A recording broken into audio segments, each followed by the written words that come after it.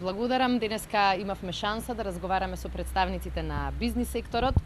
Пракса која ја спроведуваме веќе подолго време, бидејќи сметавме дека и програмата која што ќе им ја нудиме на граѓаните на Република Македонија треба да ја направиме консултирајќи го претходно бизнис секторот и оние кои што секојдневно го чувствуваат пулсот на македонската економија.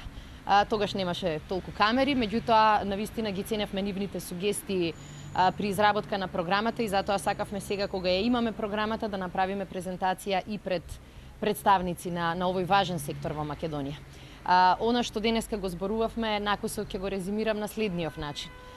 Високите давачки и огромните буџети во Република Македонија изминативе години јасно е дека не создадоа ниту подинамична економија, ниту нови работни места.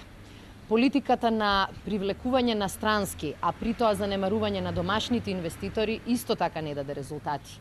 Ние имаме план и програма која што ќе ги изедначи домашните со странските инвеститори и ќе се концентрира околу политики кои што ќе создадат раст и нови работни места. Имаме план и програма која што ќе им овозможи на фирмите во Македонија, без разлика дали се домашни и странски, секогаш навреме да ги добиваат заслужените пари од буџетот. Било да се работи за извршени дела или продадена стока, или да се работи за поврат на ДДВ-то. Значи, новата влада на Социјалдемократскиот сојуз ќе гарантира навремен и еднаков пристап при повратот на ДДВ. Никој нема да биде дискриминиран, а при тоа ќе водиме политики со кои што на бизнисот, на економските оператори во оваа држава ќе ја олесниме со соодветен пристап до капитал и со поддршка на државата онаму каде што се отвараат нови погони и нови работни места. Првите чекори кои што со кои што планирате да се фатите доколку нели бидете еден мандатар на владата, со кои што би се подобрил економскиот амбиент? Знаете како новата влада нема да има право да бира само еден или два приоритета. Македонија се соочува со голем број на проблеми и ќе треба да нападнеме на сите фронтови. Значи, македонската економија не може да оди напред доколку Македонија политички остане заглавена ниту во НАТО, ниту во Европска унија и без перспектива за некаква отвореност во овој поглед, во поглед на интеграциите. Тоа е еден од приоритетите со кои што мора да се зафатиме.